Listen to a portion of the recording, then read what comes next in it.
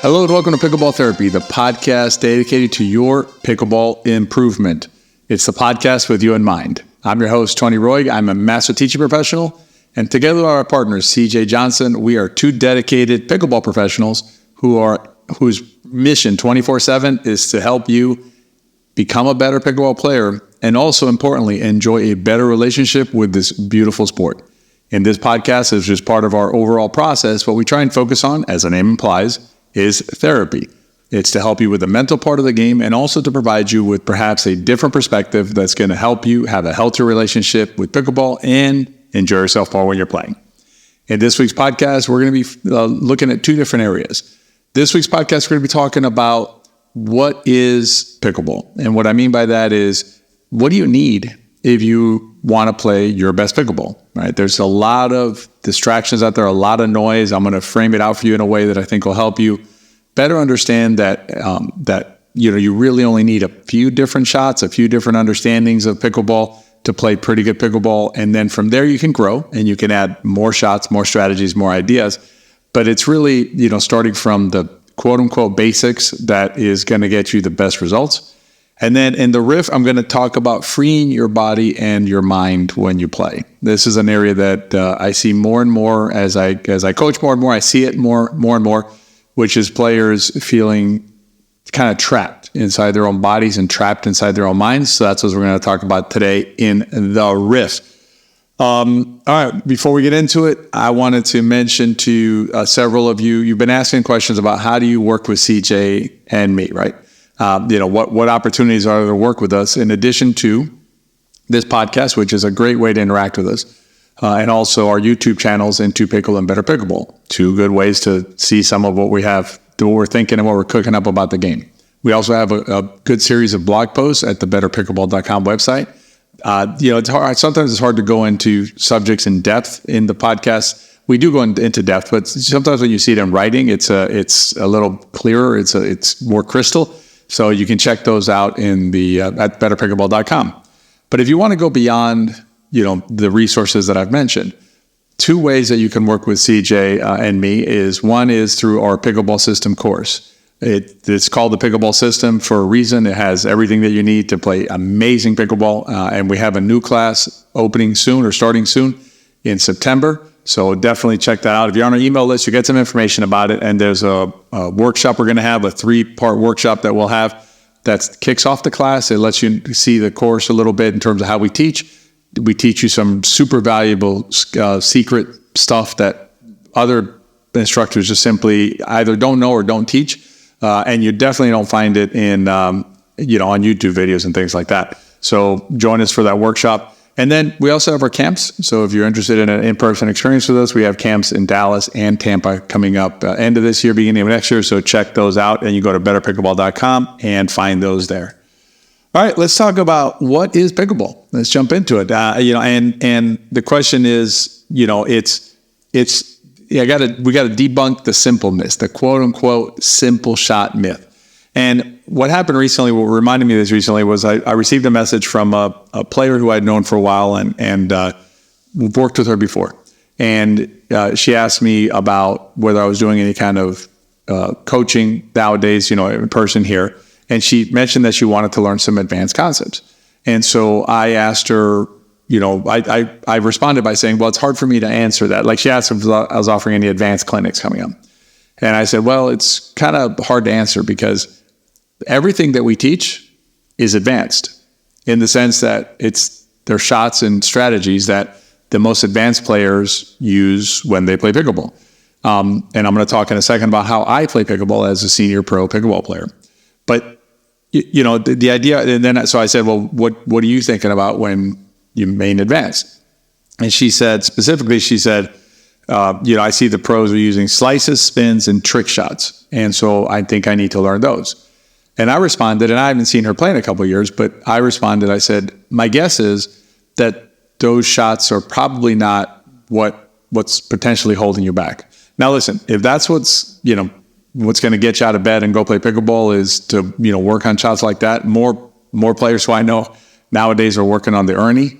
I don't know why there's Ernie mania going on, frankly, because, objectively, it's simply not technique that's going to solve a lot of problems in the game for you as a pickleball player. And also, it's, a big area for injury, right? It's a high risk of injury, particularly as we get older, to try and do the ernie. The other thing is, I'll tell you that half the time when I see the senior pros trying to do ernies, they're in fault anyway, so even if they execute the ernie and it's successful, it's a fault in any event. But anyway, if that gets you excited and you want to learn how to spin the ball just because you want to learn how to spin the ball or something like that, there's nothing wrong with that. That's perfectly fine. However, if you're trying to play amazing pickleball, those types of shots, those types of techniques, if you will, are not what is needed to play really, really good pickleball. This idea that these other concepts or these other shots are too quote unquote simple, or when you hear the term, like, CJ and I don't use the term fundamental anymore. We stopped using the term fundamental in a lot of what we teach outside of our course. Once you're inside our course, you understand that simple, fundamental, basic is not a bad word. It's perfectly fine. That's how we play pickleball and how we play really good pickleball. But, outside, we've stopped using the term fundamental because players shy away from it. They'll turn their back on it and say, no, I'm not a beginner. I don't need that. That's a misunderstanding of the use of the phrase fundamental or even simple. There are a lot of quote unquote simple things that you can do in pickleball to play amazing pickleball. I'll give you one example. Aim your return of serve. When you're returning serve, aim your shot 3 feet over the net. It is not going to look sexy. It is not going to look quote unquote advanced, right? Like, oh my God, this player knows what they're doing. But you know what it's going to be? It's going to be highly effective, and it's going to be safer. In other words, less risk of making error. It's actually, if you think about it in terms of pickleball IQ, if you want to use it that way, a higher, deeper return of serve is a higher IQ shot than a super low hard shot over the net. It just, if you on all metrics, if you look at it, it's a shot that makes more sense, i.e. a higher IQ shot.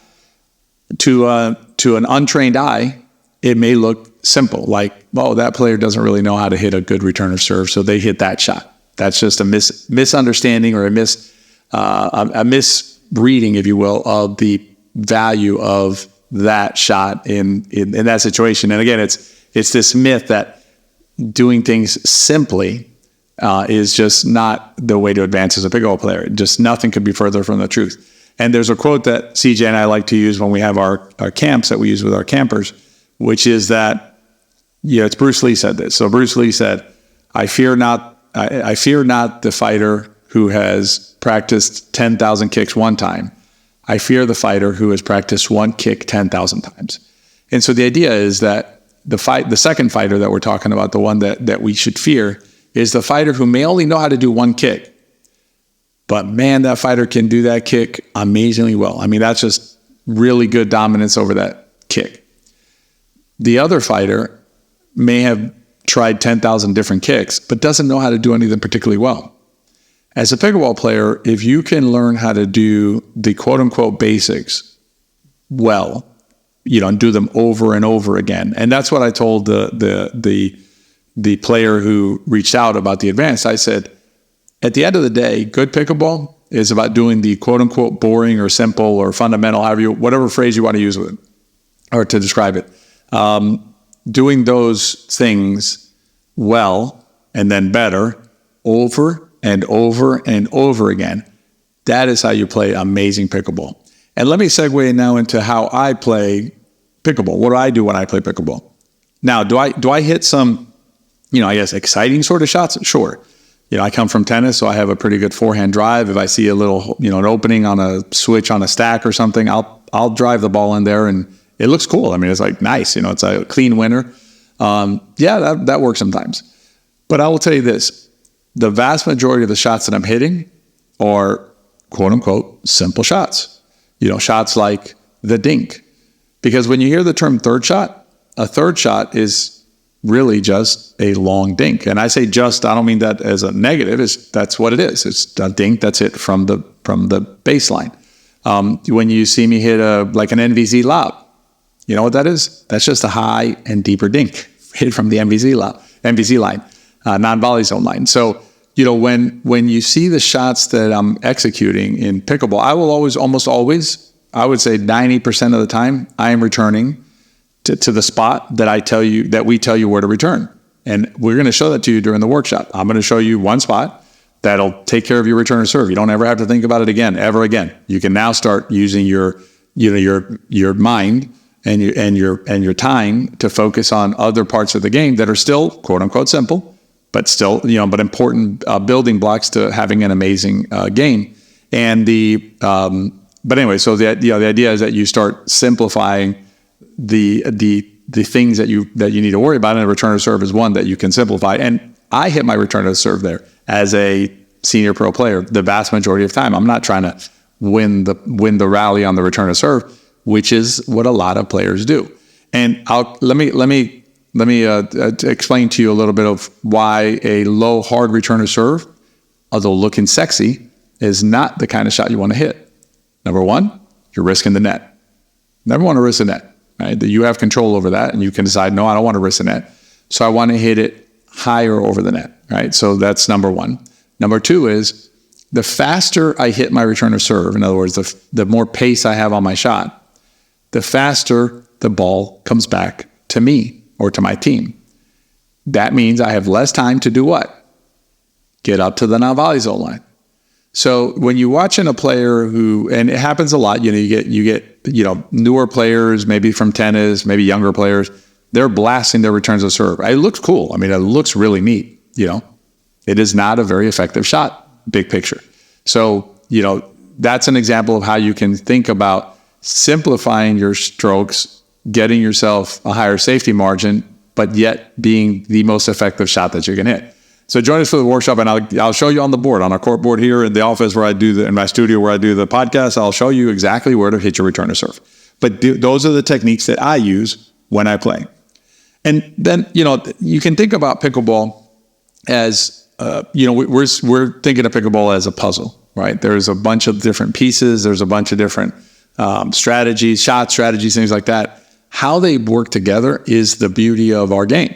And the pieces that we need to use for the most part are the simpler pieces, right? What we need to know how to do is how to use them in concert, right? How to use them as part of a bigger picture, part of a bigger puzzle. And the most rewarding way to grow as a pickleball player is the way that I'll frame this, is if you understand the picture that is pickleball. In other words, the puzzle box cover that is pickleball. We use the terminology framework, but when we use the terminology framework, it's interchangeable with puzzle box cover, meaning it's how the game is put together. Now, there are shots and there are strategies, yes, but those are pieces, right? Those are subservient, if you will, to our framework. And if you want to complete the picture of this, the picture is, or how it works from framework to shots. You start with framework. Framework gives you objectives. Objectives gives you strategies. Strategies give you shots. An example here is the third shot drop. Why in the world do we hit a shot called the third shot drop? We hit it because the framework of the game creates an uneven position of power on the court at the beginning of the rally, which is the third shot. Serve and return, I understand, are before that, but those set the stage. The rally actually begins in earnest at the third shot. And again, this is part of understanding the framework. The reason we hit that shot there is because of an imbalance of power created by the rules, which is the framework. Once you start thinking about pickleball that way and understanding that view of pickleball or that perspective, a vantage point of pickleball, it just it radically changes your relationship with the game. You appreciate it much more. You appreciate the nuances of the game much more. And you're able to see the game much differently than you do if you don't understand that, how the puzzle is put together. You don't have that puzzle box. And there are two ways that you can get a puzzle box that I can come up with. One is, three maybe. I'll give you three. One is you can study the game like CJ and I do. You can spend years, as we have. I think it's going on 7, 8 for CJ and about 5, 6 for me. And you can develop your framework of pickleball. There's nothing wrong with that. You're welcome to do that. That's what we did. You can also perhaps with a local instructor over a period of years, the same thing. Now, you would need to find an instructor who's willing to share, well, not just willing, knows the framework and is willing to share the framework. The unfortunate reality is this does not apply to every instructor. Please don't send me emails if you're an instructor saying, I teach this, because I'm sure there are some of you who do. But the reality is that the majority of instructors either do not know framework or don't teach framework. Whatever, that's their choice in how they teach. It is a limiting, from our perspective, it limits the student if you're not taught framework. So CJ and I will always teach you framework. And I can tell you that you will find framework. If you join our workshop coming up in September, you will get a good view as to how framework works, and you'll see a part of the puzzle that perhaps you don't currently see. And inside the pickleball system, that we teach you framework in there.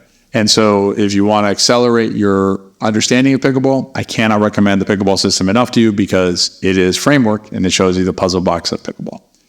All right, we're going to jump into the riff in a second about freeing your body and mind.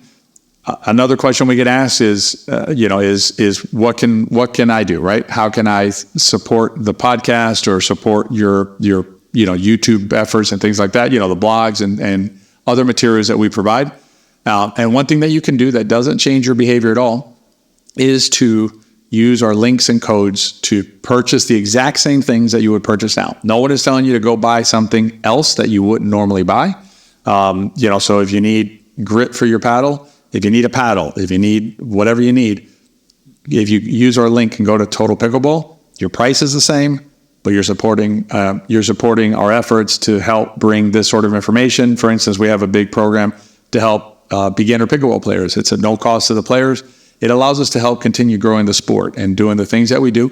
If you're able to use those links when you do use your normal behavior to do that. The only possible variation would be if you're looking for pickleball shoes and you haven't yet tried out Tyrol, highly recommend you give them a try. We have a code BP10 that you can use to purchase your shoes, and you'll get a discount, and you'll be supporting us as well as getting the best shoe for pickleball from our perspective, and it's a shoe that CJ and I use. So that's how you can support the podcast and everything else that we do. All right, let's jump into the riff. So the riff this week is about your body and your mind, and specifically about freeing it. And here's what I see out there. I see it both with the body and I see it with the mind. And they're interrelated. I understand that, but let's take them in parts. Let's start with the body. What I see with the player's body that limits them is they are limiting their range of motion, of their natural motion of their body, because they believe that they need to be they're not really sure how to use their bodies as they either move around the court with their legs or as they swing their paddle. And let me focus on one specifically. What I see that happens sometimes is players who keep their paddle or their arms super tense while they're hitting. Now, this is not to say that you need to be swinging the paddle wildly, right? Because you want to have control of your paddle. But there's a fine line. I mean, think about Goldilocks, right? You have the hot paddle swing, the cold paddle swing. You want to find that warm paddle swing. The hot paddle swing would be when the paddle's flying around all over the place, right? That can cause a lot of errors. But a cold paddle swing is also, could be problematic, and it's limiting, right? It limits your motion. And you want to find that warm paddle swing, which is compact stroke, but where you're relaxed and loose while you're executing the shot. If you're a player who notices that your shoulder and your arm are very tense while you're playing, consider going to the wall or taking a bucket of balls to the court and just hitting balls to any spot on the wall or on the court. Free yourself, right? Aim for things you wouldn't normally aim for. These shots do not have to be perfect dinks or perfect third shots or serves or anything. Aim anywhere not even on the court, off the court. Aim at the fence. Aim at the court next to you if there's somebody on it. Things like that. It'll free your body in terms of what you're doing, and also unlock your mind a little bit in terms of understanding that you can hit the ball anywhere you want. Now, when you start a pickleball game, an official game, okay, now you say, now I'm going to target this spot on the court, and now you'll be able to hit that spot more freely, right? More loosely. And then freeing your mind is a similar concept. As I said, they're interrelated. But the idea here is from a mechanical standpoint, try and free your mind in terms of trying to find an exact position for your foot, let's say, or for your body, let's say. There's certain ranges you want to be in. So for instance, if I'm hitting the ball, I'm always hitting the ball forward, right? But if I'm hitting the ball forward, I want to have my body placed in a roughly forward position, maybe a little bit turned, maybe not turned, whatever's comfortable for me. And I need to hit the ball in that position. So the same thing with like your foot position. We don't get asked exactly this question, but it's close. It's like, on my serve, should I have my foot at 35 degrees or 38 degrees, relative to the baseline? That's a very constricting way to approach the sport in terms of your mind. You're placing such a heavy burden on your foot position that it's just overwhelming, right? And it becomes very difficult to execute the shots otherwise, just to do the job of the shot. And so, find the position that is naturally comfortable for you and then execute it from there. One other quick example is paddle ready. Yes, your paddle needs to be ready, but paddle ready means different things for different players. And this is where you can just free your mind from the constraints, mechanical constraints of that. And I would suggest you also freeing your mind from strategic and consequential constraints. And what I mean by that is, it's like if you don't know exactly what to do in every situation in pickleball, you're the same as every pickleball player on the planet, including the best players. Now, they know how to get out of more jams than perhaps some of us do. But even this weekend, I was watching, a gold medal match in singles, and there was just an odd shot that was hit by the opponent, just kind of a weird position for the other player, and the player didn't know what to do. So they ended up, one time it was actually this was in doubles where they dumped it into the net. The other time they put it into not a very good idea, right, where they hit the ball, because they didn't know what to do. They weren't sure what to do in that situation. That's very normal. The key is to start building, as I mentioned before, the puzzle box way of looking at it, which is a bigger picture view of it. That'll allow you a broader perspective when you're playing pickleball, and you won't be trying to use the Rolodex. We did an episode on this before where you have a Rolodex of cards and you're like, okay, ball is hit 4 feet behind the NBZ on my backhand side. Both players are up. My partner is back. This is the shot I hit. As opposed to my partner's up, maybe it's a different shot, or the player is back on the opposing side, maybe it's a different shot. So it's a very difficult way to build a pickleball game, trying to figure out the solution to every little thing that happens. It's better to understand that there are some situations that you're not going to know the exact answer to, but you'll have some general guiding principles that you're using when you play that'll help you free your mind while you're playing pickleball. So hopefully that'll help you start working to free your body and your mind if you're feeling a little bit constrained out there. And it's just a more enjoyable way to experience the sport. I hope you enjoyed this week's podcast. As always, please rate and review it. I got to say, I really appreciate it. Listeners, y'all are doing a great job of rating and reviewing us. I've seen a lot more reviews coming out on the Apple Podcast platform in particular. But any platform you're on is great. If they have a star symbol system, use that. If they have something you could type something, appreciate you doing that as well. If you're in a pickleball group or something like that, sharing the podcast with them is super helpful to us, and we believe super helpful to your friends, because if you enjoy the podcast, they probably will too. And anyway, so start using the techniques that we talked about this week in terms of simplifying perhaps your approach to pickleball. And don't get hung up on simple and advanced. Just do the thing that is most important to you and your development as a pickleball player and where you are in the journey. And if you can, free your body and your mind and enjoy your best pickleball out there. Have a great week, and we'll see you next time.